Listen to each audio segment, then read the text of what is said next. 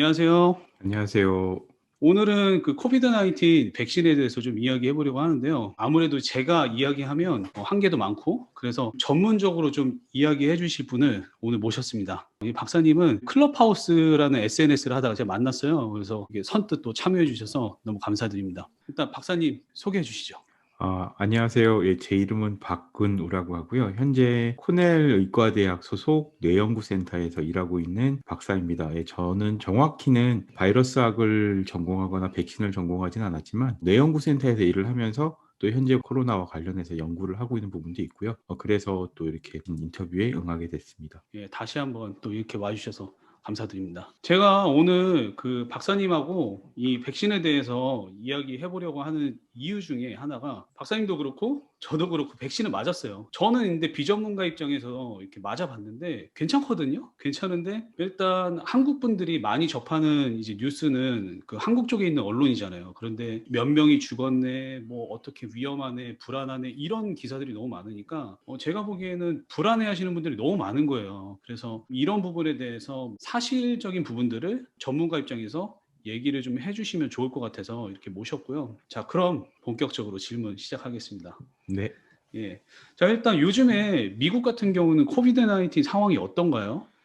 예. 지금 오늘 발표된 자료를 보니까 과거 이제 1월 달부터 시작을 해서 예. 계속적으로 현재 확진자는 감소되는 추세를 보이고 있고요. 예. 예. 계속적인 퍼센테이지가 약 주당 16% 정도 감소가 돼서 음. 현재는 하루 약 5만 명 정도, 예, 물론 한국에 비하면 너무나 많은 숫자이긴 그렇죠. 한데 그렇죠. 현재는 굉장히, 예, 많이 떨어졌다고 생각이 들고, 음. 또한 중증 환자로 병원에 입원하는 거나 예. 혹은 사망률도 많이 내려간 걸로 현재는 보고가 되고 있습니다. 진짜 이게 저도 유튜브도 하고 그러니까 뭐 뉴스도 보고 여러 가지 이제 소식들을 접하는데 지금은 진짜 지난 한 몇 주 코로나 확진자 숫자가 많이 줄었어요. 예, 그쵸, 정말. 그쵸. 근데 그게 지금 이 백신을 사람들이 많이 맞아서 그런 것도 영향이 있나요? 두 가지라고 생각이 들어요. 하나는 바이든 정부가 들어서면서 마스크를 모든 사람에게 쓰게끔 한 조치 하나. 그리고 또 아. 하나는 예. 백신의 효과. 예, 두 가지가 사실 겹쳐져서 지금 예. 나타난다고 볼 수 있고요. 어느 하나만으로 사실 얘기하기는 쪼끔 힘들 부분이 있는데 음. 그게 주요하게 작용을 하고 있다라고 지금 생각이 듭니다. 그러면 이 말씀은 아직은 마스크를 벗으면 안 된다는 절대 안 됩니다. 예. 예. 백신을 맞으셨어도 마스크는 쓰고 예. 계셔야 됩니다. 네. 아, 그러니까 근데 이제 뭐 제가 여기서 이렇게 얘기하진 않지만 모 주에서는 "마스크를 다 벗으세요."라고 얘기를 했잖아요. 예. 사실 너무 위험해요. 그러니까 이스라엘 같은 경우도 굉장히 많은 숫자의 백신을 접종을 시켰고, 아, 그러고 그래요? 나서 일시적으로 사람들이 해이해진 상태 때문에 다시 일시적으로, 예, 확진자가 올라갔었거든요. 아. 그 얘기가 무슨 얘기냐면 백신을 맞았다고 해도 모든 사람이 항체가 형성이 되는 게 아니기 때문에 조심해야 되는 아. 시기는 계속 있습니다. 그러면 진짜 '백신 맞았다고 내가 안 걸릴 거다.' 이럴 수는 없는 거네요. 절대, 절대 그렇게 생각하시면 안 돼요. 네. 알겠습니다. 저도 조심해야겠네요, 많이. 예. 네. 저도 사실 백신 맞아 가지고 '아, 난 좀 괜찮겠지.' 이 생각했는데 아니었군요. 그러니까 예. 바이러스에 대해서 우리 몸에 항체가 형성이 돼 있을 확률이 높기 때문에 예. 분명히 감염률을 낮출 수 있는 건 맞는데, 음. 그렇다고 내 몸에 항체가 얼마나 형성되는지 확인이 다 아직은 일일이 다 해 놓은 상황은 아닌 그쵸, 그쵸. 거잖아요. 예. 그래서, 예, 함부로, 예, 방심할 수 있는 상황은 아닙니다. 네. 음. 그리고 이 코비드-19의 치사율은 어느 정도 되나요? 그리고 또 현대의학이 걸리면 어느 정도까지 치료가 가능할까요? 현재 치사율이 처음 초반에는 굉장히 높았다고 얘기를 하는데, 예. 엊그제 자료를 뒤져보니까 미국 내에서는 약 5% 정도, 그러니까 즉 걸린 환자에서 약 5%는 사망률이 나타난다고 보고가 되어 있고요. 어. 그리고 현재 뭐 많이 궁금해하실 거예요. 우리가 백신 얘기를 많이 해서 그런데 치료제는 개발이 됐냐 막 묻는데, 아, 사실 그래요? 예. 치료제는 개발이 안 돼 있어요, 현재로서는. 음. 다만 치료제는 없어도 치료 방법은 확보가 돼 있거든요. 아, 그래요? 예. 그러니까 그 어느 시기에는 무슨 약을 써야 되고 어느 시기에는 무슨 약을 써야 되고 어떤 식으로 치료를 해야 되고 하는 그런 치료법은 이미 공유가 돼서 의사들 사이에서는 이미 공유가 됐고요. 많은 경우에 어. 치료가 된다고 지금 보고가 되고 있습니다. 아, 그래요? 네. 저는 그거는 진짜 생각도 못 했던 부분인데. 그쵸. 어. 그게 왜 그러냐면 약으로 생각을 하면 우리가 무슨 뭐 예예. 감기약을 먹든가 뭐 이런 식으로 하면 제일 좋을 것 같잖아요. 근데 그쵸. 그거는 시간이 굉장히 오래 걸리는 일이고, 다만 아. 기존에 있는 약들을 어떻게 이용을 하고 무슨 방법을 쓰면 굉장히 호흡 곤란이나 이런 문제 생겼던 부분들에서 나아질 수 있다라는 보고가 됐기 때문에 계속적으로 과학적인 저널에서는 업데이트가 되고 있습니다. 그러면 이제 코비드 19에 걸렸던 사람들이 이렇게 치료를 받게 되면 그 네. 이후에 뭐 후유증 같은 게 좀 어떤 게 있을까요? 지금 계속 추적 관찰을 하고 있거든요. 그 부분은. 예. 그러니까 저도 확정적으로 얘기 드리지는 못하는데 코비드 19으로 인해서 문제 생겼던 부분들이 뭐 호흡기 질환이나 호흡에 관련된 폐의 손상 혹은 예예. 폐 섬유화 이런 게 보고는 되고 있는데 제가 얼마나 많은 퍼센테이지가 후유증이 시달리고 있는지는 아직 확실히 확인은 못 해 봤고요. 음. 다만 정신적으로 또 피해를 받고 굉장히 힘들어하는 부분들이 있다라는 얘기는 이미 확인을 했었습니다. 근데 얼마나 심각한 장애를 낳는지에 대한 부분은 조금 다른 부분이라서 확인을 못 해 어. 봤습니다. 그 그럼 부분은. 그게 확인이 되려면 좀 시간이 더 그렇죠. 필요한 데이터가 거죠? 좀 모아져야 되는 부분도 있고 또한 이게 폐섬유화 이런 것만 있는 게 아니라 또 다른 문제는 뭐냐면 코로나 환자들 중에서 심장에 문제가 온다든가 뇌졸중이 온다든가 이런 부분들이 또 아. 있었거든요. 그거는 또 다른 후유증이니까 그걸 또 좀 데이터를 모아서 봐야 될 부분이라고 생각이 듭니다. 그 이후에 그럼 좀 더 봐야겠네요. 네네.